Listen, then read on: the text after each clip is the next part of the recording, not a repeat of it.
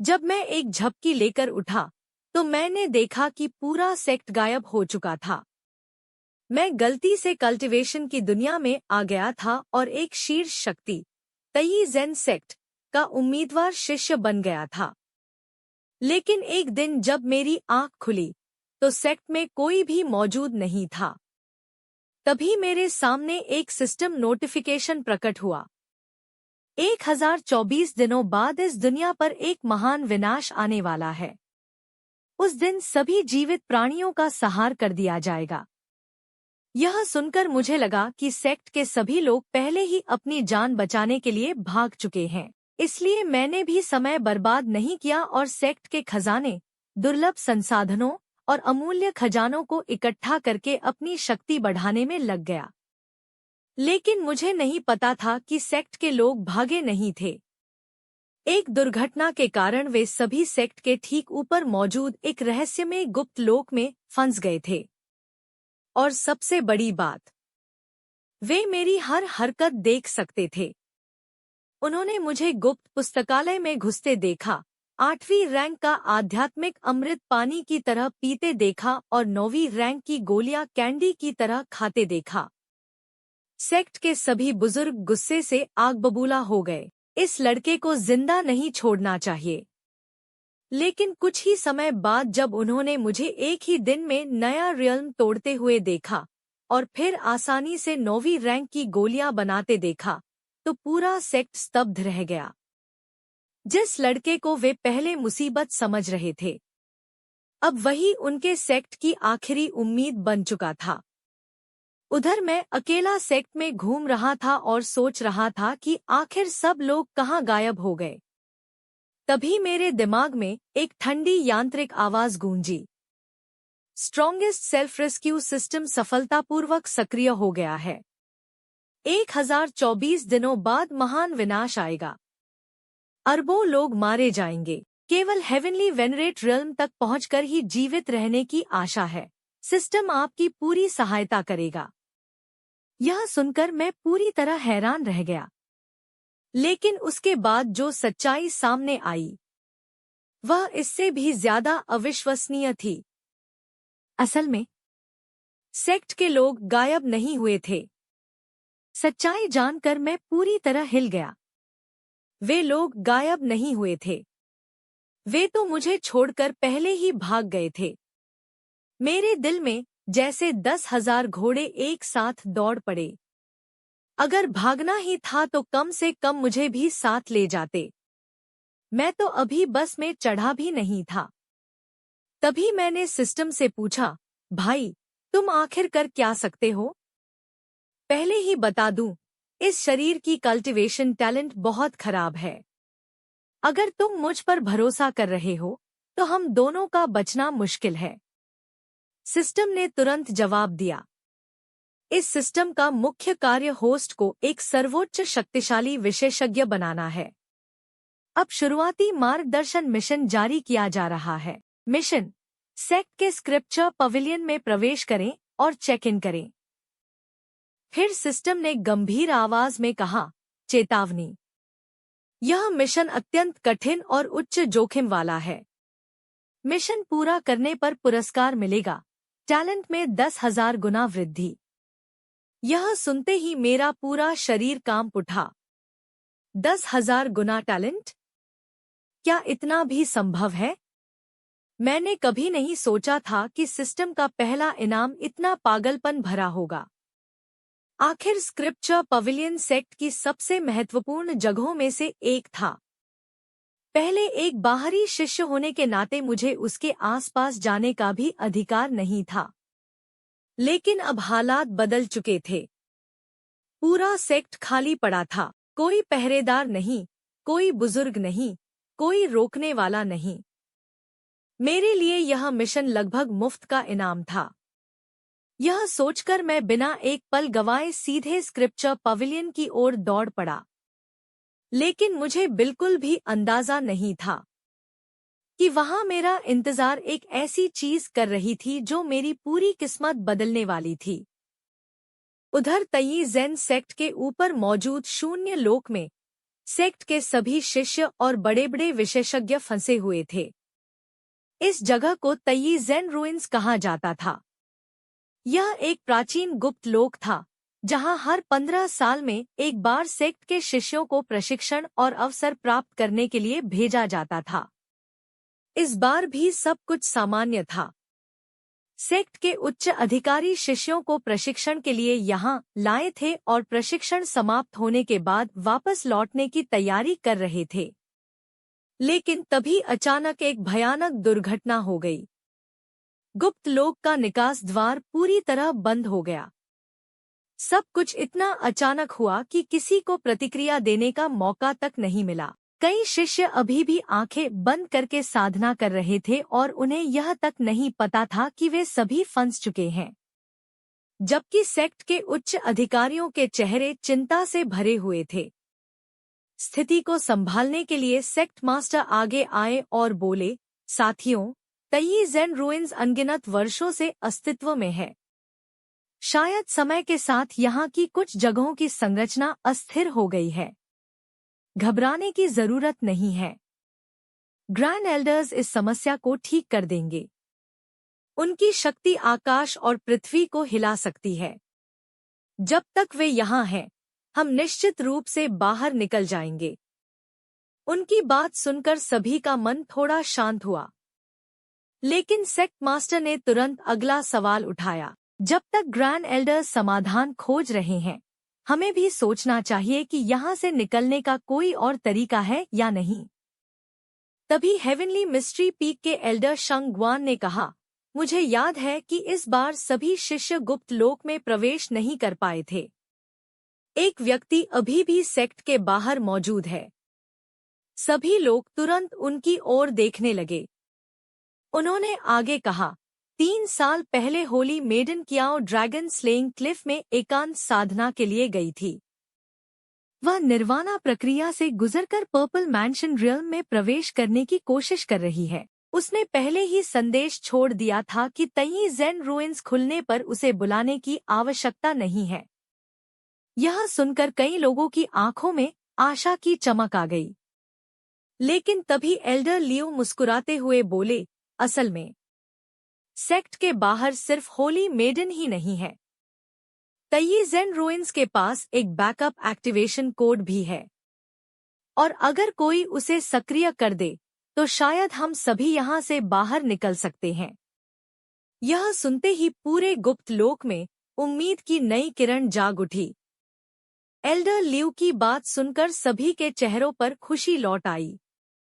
यदि होली मेडन बाहर आ जाए तो वह बाहर से गुप्त लोक का मार्ग खोल सकती थी। उसकी बुद्धिमत्ता और शक्ति को देखते हुए, जैसे ही वह साधना से बाहर निकलकर खाली सेक्ट देखती, तुरंत समझ जाती कि सभी लोग तयी ज़ेन रूइंस में फंसे हुए हैं। लेकिन तभी हेवनली मिस्ट्री पीक के पीक मास्टर ने चिंता भरे स्वर में कहा, योजना अच्छी है, लेकिन एक समस्या है। हर बार होली मेडन की एकांत साधना कम से कम 5 साल चलती है। कई बार तो वह 15 साल तक भी बाहर नहीं निकलती। और इस बार वह पर्पल मैंशन रियल्म में करने की कोशिश कर रही है। ऐसे में संभव है कि वह 20 साल तक भी बाहर न आए। यह सुनते ही सभी की मुस्कान गायब हो गई। 20 साल? अगर उन्हें यहाँ 20 साल फंसे रहना पड़ा तो नतीजे की कल्पना करना भी मुश्किल था। कुछ देर सोचने के बाद सेक्ट मास्टर ने गहरी सांस ली। फिलहाल अनुमान लगाने का कोई फायदा नहीं। पहले नीचे की स्थिति देखते हैं। कौन जाने, शायद होली मेडन पहले ही अपनी साधना पूरी कर चुकी हो। यह कहते हुए उन्होंने एक जादुई मंत्र का प्रयोग किया। तुरंत उनके सामने मौजूद विशाल अवरोध पारदर्शी हो गया। अब वे बाहर की दुनिया को साफ साफ देख सकते थे। अचानक एक एल्डर ने आश्चर्य से चिल्लाया, जल्दी देखो, वहां कोई खड़ा है। सभी की निगाहें उसी दिशा में मुड़ गईं। और सचमुच आउटर पीक के ऊपर एक अकेला व्यक्ति दिखाई दे रहा था। वह कैंडिडेट आउटर डिसाइपल की वर्दी पहने हुए था। दोनों हाथ पीठ के पीछे बांधे हुए, वह आराम से पर्वत पथ पर चल रहा था। उसे देखकर सभी हैरान रह गए, क्योंकि उस समय पूरे सेक्ट में वही एकमात्र व्यक्ति दिखाई दे रहा था। कुछ ही देर बाद वह आउटर पीक के एक मिशन हॉल में प्रवेश कर गया। फिर उसने अपना डिसाइपल टोकन निकाला और माउंटेन गार्डिंग स्टीली पर रख दिया। यह दृश्य देखकर सभी एल्डर्स और सेक्ट मास्टर ध्यान से उसे देखने लगे। उन्हें बिल्कुल अंदाजा नहीं था कि यह साधारण दिखने वाला बाहरी शिष्य जल्द ही पूरे तई ज़ेन सेक्ट की किस्मत बदलने वाला था। जैसे ही वह मिशन हॉल पहुंचा, उसने देखा कि वहां कोई भी मौजूद नहीं था। एक पल के लिए भी बिना रुके उसने अपना डिसाइपल टोकन निकाला और माउंटेन गार्डिंग स्टीली में कंट्रीब्यूशन पॉइंट्स जमा करना शुरू कर दिया। लेकिन जमा करना नहीं, बल्कि पागलों की तरह कंट्रीब्यूशन पॉइंट्स निकालना शुरू कर दिया। उधर तई ज़ेन रूइंस में यह दृश्य देखकर मिशन हॉल के एल्डर का गुस्सा 7वें आसमान पर पहुंच गया। वह चिल्लाया, यह तो हद हो गई। इस लड़के ने देखा कि सेक्ट में कोई नहीं है और सीधे कंट्रीब्यूशन पॉइंट्स लूटने लग गया। क्या इसे बिल्कुल शर्म नहीं है? सेक्ट मास्टर भी गुस्से से भर गया। उसने ठंडी आवाज में कहा, इस लड़के का चरित्र बेहद घटिया है। ऐसा व्यक्ति हमारे तई ज़ेन सेक्ट में रहने के योग्य ही नहीं है। लेकिन नीचे खड़ा शिक्युआई इन सब बातों से पूरी तरह अनजान था। उसकी आंखों के सामने कंट्रीब्यूशन पॉइंट्स लगातार बढ़ रहे थे। उसे ऐसा लग रहा था जैसे कोई खजाना खुल गया हो। उसने मन ही मन सोचा, पूरा सेक्ट तो भाग चुका है, अब यहाँ सिर्फ मैं ही बचा हूँ। तो सेक्ट की सारी चीजें मेरी ही हुई ना? थोड़ा बहुत ले लेने से क्या फर्क पड़ता है? वैसे भी अगर एल्डर्स को पता चला तो वे मुझे दोष नहीं देंगे। उधर गुप्त लोक में एल्डर लगभग पागल हो चुका था। वह दांत पीसते हुए बोला, बेशर्म, इसकी चमड़ी तो शहर की दीवार से भी मोटी है। 1,00,000 कंट्रीब्यूशन पॉइंट्स ले चुका है और अभी तक रुका नहीं। यह लड़का तो पूरा डाकू निकला। तभी सेक्ट मास्टर ने आउटर पीक डीकॉन निंग ज़ेन को बुलाया। क्या तुम इस लड़के को जानते हो? निंग ज़ेन ने ध्यान से नीचे देखा। कुछ देर सोचने के बाद उसे अचानक याद आया। उसने सम्मान से कहा, सेक्ट मास्टर, इस व्यक्ति का नाम शिक्युआई है। 6 महीने पहले यह कंगमंग फॉरेस्ट पार करके हमारे सेक्ट तक पहुंचा था। मैंने देखा कि दाव की खोज के प्रति इसकी इच्छा बहुत दृढ़ है, इसीलिए सेक्ट के नियमों के अनुसार मैंने इसे भर्ती कर लिया था। लेकिन सेक्ट मास्टर ने तुरंत हाथ हिलाकर उसकी बात काट दी। उसकी आंखों में निराशा साफ दिखाई दे रही थी। दाव की खोज की दृढ़ इच्छा? तुमने इसका चरित्र देखा भी था? यह लड़का तो मौका मिलते ही पूरे सेक्ट का खजाना साफ कर रहा है। यह सुनकर निंग ज़ेन भी चुप हो गया। लेकिन किसी को भी अंदाजा नहीं था कि यही लालची दिखने वाला नया शिष्य आगे चलकर पूरे तई ज़ेन सेक्ट की सबसे बड़ी उम्मीद बनने वाला था। जैसे ही मैं स्क्रिप्चर पवेलियन के मुख्य द्वार तक पहुंचा, मैंने अपना डिसाइपल टोकन सामने मौजूद पत्थर के स्तंभ पर रख दिया।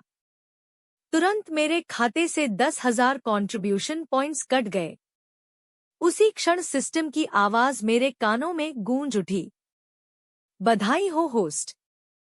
स्क्रिप्चर पवेलियन पहुंचने का प्रारंभिक मार्गदर्शन मिशन पूरा हो चुका है। पुरस्कार वितरित किया जा रहा है। अब नया मिशन जारी किया जा रहा है। किसी भी कल्टीवेशन टेक्निक का अभ्यास करके बॉडी टेम्परिंग रियल में प्रवेश करें। मिशन पूरा होने पर आपको मार्शल आर्ट्स मास्टरी स्क्रॉल प्राप्त होगा। इस स्क्रॉल का उपयोग करने पर कोई भी मार्शल आर्ट एक ही दिन में माइनर मास्टरी स्तर तक पहुंच जाएगी। यह सुनकर मैं कुछ पल के लिए स्तब्ध रह गया। लेकिन फिर मेरे मन में एक सवाल उठा। इनाम तो मिल गया, लेकिन मुझे कुछ महसूस क्यों नहीं हो रहा? क्या सच में मेरी टैलेंट 10,000 गुना बढ़ी है? सिस्टम, कहीं तुम मजाक तो नहीं कर रहे? लेकिन सिस्टम की तरफ से कोई जवाब नहीं आया। आखिरकार मैंने खुद ही इसकी जांच करने का फैसला किया। मैंने पास रखी एक कल्टीवेशन मैनुअल उठाई और उसे खोला। लेकिन जैसे ही मेरी नजर उसके शब्दों पर पड़ी, मैं दंग रह गया। उसमें लिखी हर बात तुरंत समझ में आने लगी। जो बातें पहले बेहद जटिल लगती थी, वे अब बच्चों के खेल जैसी आसान हो गई थी। यहाँ तक कि टेक्निक के सबसे गहरे और कठिन सिद्धांत भी पल भर में स्पष्ट हो गए। उस समय मुझे यकीन हो गया, सिस्टम ने झूठ नहीं बोला था। मेरी टैलेंट सचमुच 10,000 गुना बढ़ चुकी थी। मैं खुशी से लगभग उछल पड़ा, क्योंकि कल्टीवेशन का सबसे महत्वपूर्ण चरण बॉडी टेम्परिंग रियल्म ही होता है।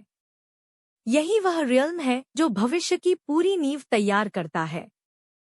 और अब जब मेरे पास इतनी भयानक टैलेंट थी, तो मैं कोई साधारण टेक्निक क्यों चुनता? पहली मंजिल की टेक्निक्स अब मेरी नजरों में बेकार थी। मेरे मन में केवल एक ही विचार था, ऊपर जाना है, सबसे शक्तिशाली टेक्निक हासिल करनी है। उधर तई ज़ेन रूइंस में सभी एल्डर्स भी मुझे ध्यान से देख रहे थे। एक एल्डर ने पूछा, तुम लोगों को क्या लगता है, यह लड़का स्क्रिप्चर पवेलियन की किस मंजिल तक पहुंच पाएगा? ट्रांसमिशन पीक के पीक मास्टर ने तुरंत तिरस्कार से कहा, मेरे हिसाब से तो यह पहली मंजिल के नीचे वाले स्तर से भी आगे नहीं जा पाएगा। इसकी प्रतिभा इतनी साधारण है कि दूसरी मंजिल तक पहुंचना भी असंभव है। उनकी बात सुनकर सभी हंस पड़े। किसी को भी मुझसे कोई उम्मीद नहीं थी। लेकिन तभी उन्होंने देखा कि पहली मंजिल पर खड़ा मैं अचानक सीढ़ियों की ओर बढ़ने लगा। पूरा तई ज़ेन रूइंस एकदम शांत हो गया। सभी एल्डर्स की आंखें फैल गईं। रुको, यह क्या कर रहा है? क्या यह सचमुच स्क्रिप्चर पवेलियन की दूसरी मंजिल पर जाने की कोशिश कर रहा है? इसने कंट्रीब्यूशन पॉइंट्स लूटकर भी चैन नहीं लिया। अब यह ऊपरी मंजिलों की डिवाइन टेक्निक्स पर भी नजर डाल रहा है। और अगले ही पल कुछ ऐसा हुआ जिसने सभी की हंसी हमेशा के लिए रोक दी। सभी एल्डर्स अब भी मेरा मजाक उड़ा रहे थे। एक एल्डर ने हंसते हुए कहा, कंट्रीब्यूशन पॉइंट्स चुराने के बाद अब इसे ऊंचे स्तर की टेक्निक्स भी चाहिए। इस लड़के का लालच तो आसमान छू रहा है। दूसरे एल्डर ने तुरंत सहमति जताई। इसकी प्रतिभा को देखते हुए तो यह दूसरी मंजिल की सीढ़ियों को छू भी ले तो बड़ी बात होगी। पूरी जिंदगी में एक कदम भी ऊपर नहीं जा पाएगा। सभी को पूरा विश्वास था कि मैं यहीं रुक जाऊंगा। लेकिन उनकी बात पूरी भी नहीं हुई थी कि उन्होंने मुझे बिना किसी कठिनाई के दूसरी मंजिल पर पहुंचते देखा। पूरा माहौल अचानक शांत हो गया। जो लोग अभी तक मेरा मजाक उड़ा रहे थे, उनके चेहरे अजीब हो गए। शर्मिंदगी के कारण उन्होंने चुप रहना ही बेहतर समझा। उधर मुझे तो यह भी नहीं पता था कि ऊपर बैठे लोग मुझे लाइव देख रहे हैं। दूसरी मंजिल पर पहुंचकर मैंने कुछ कल्टीवेशन मैन्युअल्स देखीं, लेकिन उन्हें पढ़ने के बाद मैं थोड़ा निराश हो गया। बस इतनी ही। यहाँ की सबसे अच्छी टेक्निक भी केवल प्रोफाउंड ग्रेड की है।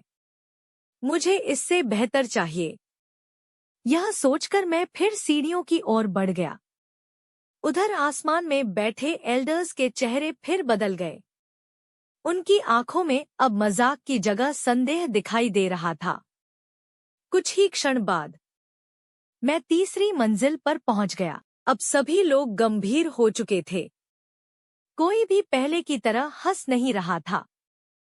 सेक्ट मास्टर भी गहरी सोच में पड़ गए। उन्होंने मन ही मन कहा, अगर इस लड़के में सचमुच प्रतिभा है, तो शायद इसे मौत की सजा देने की जरूरत नहीं होगी। थोड़ी सजा और सही मार्गदर्शन से यह एक अच्छा शिष्य बन सकता है। लेकिन जब वह यह सोच ही रहे थे, तो उन्होंने कुछ ऐसा देखा जिससे उनकी सोच ही बदल गई। मैं एक मंजिल के बाद दूसरी मंजिल पार करता जा रहा था। बिना रुके, बिना किसी रुकावट के, बिना जरा भी हिचकिचाए। चौथी मंजिल, फिर पांचवीं, और फिर सीधा छठी मंजिल।